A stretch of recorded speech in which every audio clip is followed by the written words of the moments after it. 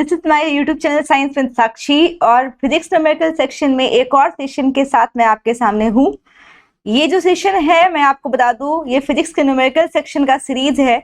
वो सारे न्यूमेरिकल का डिस्कशन हो रहा है जो आपके अपकमिंग गवर्नमेंट एग्जामिनेशन में पूछे जा सकते हैं। जैसे कि ये टैग देख सकते हैं बीपीएससी एग्जामिनेशन, सीडीपीओ एग्जाम या अपकमिंग बिहार एसआई या अदर स्टेट के एग्जाम्स के लिए भी इम्पोर्टेंट है। तो वीडियो को स्टार्ट करने से पहले मैं बता दूं कि ये आज का सेशन नंबर 6 है, यानी इससे पहले हमने 1 से लेकर 5 तक सेशंस में अलग अलग तरह के न्यूमेरिकल को सॉल्व किया है, अच्छे से उसका डिस्कशन किया है। तो स्टार्ट करते हैं अपने वीडियो को। क्वेश्चन देखेंगे स्लाइड पे। तो आज का जो न्यूमेरिकल है वो पेंडुलम पे है, लोलक। काफी ज्यादा बहुचर्चित, काफी ज्यादा लोकप्रिय क्वेश्चन है, ये आपके एग्जाम में आपको देखने को मिलता है। तो स्टार्ट करते हैं। स्क्रीन पे क्वेश्चंस को देखेंगे। किसी सरल लोलक की लंबाई 4% बढ़ा दी जाए तो उसका आवर्तकाल का क्या होगा? इस तरह के सवाल के लिए आप क्लासिकल तरीके से सॉल्व करेंगे, ज्यादा टाइम लगेगा। परसेंटेज के सवाल को करने का बहुत शॉर्ट तरीका होता है। पहले यहाँ को आपको फॉर्मूला पता होना चाहिए कि लंबाई का आवर्तकाल से क्या रिलेशन होता है। तो बड़ा फेमस सा एक फॉर्मूला है 2π√L/g। यहाँ पे ये t क्या है? आवर्तकाल है। L क्या है? तो लोलक की लंबाई है।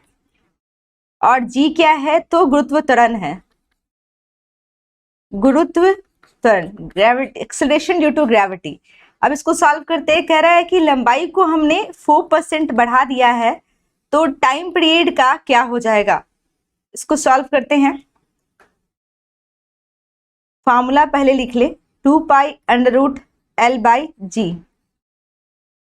परसेंटेज के क्वेश्चन करने के लिए डायरेक्ट शॉर्ट तरीके से करना है तो आप इस तरह के ट्रिक को किसी भी क्वेश्चन में लगा सकते हैं। जहां भी इस तरह के सवाल हो कि 4% बढ़ गया, 8% बढ़ गया तो क्या फर्क पड़ जाएगा, तो इसको कैसे सॉल्व करते हैं।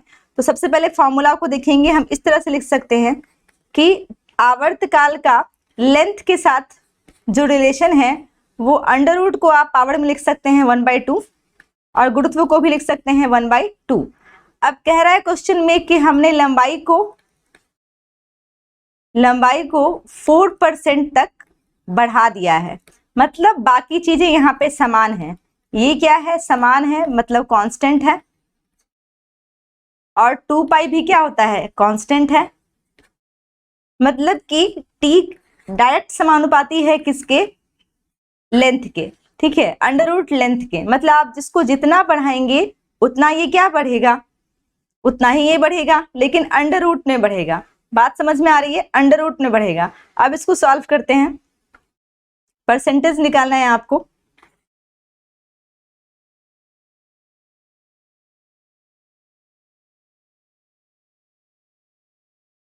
इसको शॉर्ट तरीके से लिखने का तरीका होता है परसेंटेज चेंज इन आवर्तकाल, यानी टाइम पीरियड लेंथ के साथ क्या है? तो लेंथ के साथ मैंने आपको बताया था ये हो जाएगा 1/2 ΔL/L × 100।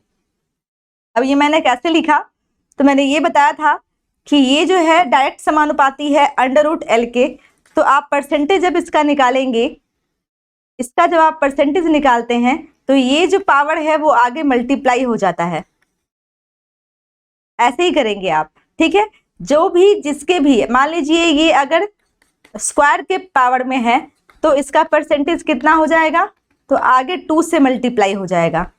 ठीक है, यहाँ पे चूंकि अंडर रूट में है यानी आप इसको लिख सकते हैं डायरेक्ट समानुपाती इसके है 1/2 के, तो ये आगे मल्टीप्लाई कर सकते हैं। ठीक है, 4% यहाँ आपको निकालना है आवर्त साल में कितना परसेंट क्या आएगा, चेंज आएगा। तो आप लिख सकते हैं ये दे रखा है लेंथ में लंबाई कितना है, 4% बढ़ा है। तो आप यहाँ से निकाल सकते हैं कि आवर्तकाल में कितना परसेंट बढ़ेगा? 2% बढ़ेगा। क्यों बढ़ेगा? क्योंकि सीधा समानुपाती है। अगर इसमें 4% बढ़ाते हैं तो ये कितना परसेंट बढ़ता है? 2% बढ़ता है। क्यों? क्योंकि ये पावर में 1/2 है। ये चीज आपको समझ आई होगी। ये आप किसी भी क्वेश्चन के लिए अप्लाई कर सकते हैं। जैसे फिर से देखिए, t बराबर 2π√L/g होता है। इसका मतलब t डायरेक्टली प्रोपोर्शनल है अंडर रूट L के। इसको आप लिख सकते हैं ऐसे भी, ठीक है। अंडर रूट को आप इस तरह से भी लिख सकते हैं। और परसेंटेज चेंज इन आवर्तकाल, इतना तो पता है, इसको आप बढ़ाएंगे तो ये भी क्या होगा, बढ़ेगा। सीधा समानुपाती, इसको आप बोलते हैं सीधा समानुपाती, ठीक है। और कह रहा है कि लेंथ को 4% बढ़ाया है, तो लेंथ को 4% बढ़ाया है, ये पावर मैंने बोला आगे मल्टीप्लाई कर देंगे आप। और ये परसेंटेज में चेंज कितना दे रखा है क्वेश्चन में, तो ये 4% दे रखा है। तो यहाँ से आप निकाल सकते हैं आवर्तकाल में कितना चेंज आएगा, 2% का आएगा। इसको आप किसी भी फॉर्मूले में अप्लाई कर सकते हैं, जैसे पावर बराबर आप इस्तेमाल करते हैं v²/r।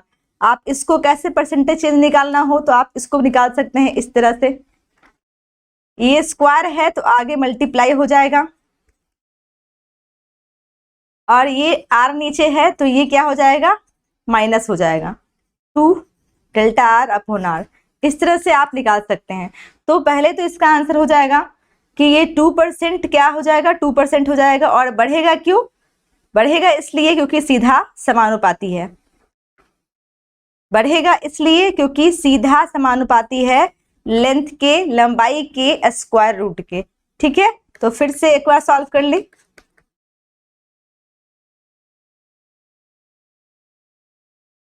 फिर से एक बार देख ले, जिनको नहीं समझ में आया एक बार फिर से समझ लेंगे। कितना परसेंट आ गया, 2% आ गया। नेक्स्ट क्वेश्चन देखें। एक लड़की एक झूले पर बैठी अवस्था में झूल रही है। यदि लड़की झूले पर खड़ी हो जाए तो झूले के आवर्तकाल का क्या प्रभाव पड़ेगा। झूले पे जब लड़की बैठी है, ठीक है, बताना है कि अभी क्या है कि एक लड़की झूले पर बैठी अवस्था में झूल रही है। अगर वो बैठे बैठे क्या हो जाती है, खड़े होकर झूलने लगेगी तो आवर्तकाल का क्या होगा। यहां समझिए, ये कुछ इस तरह से आप सोच सकते हैं।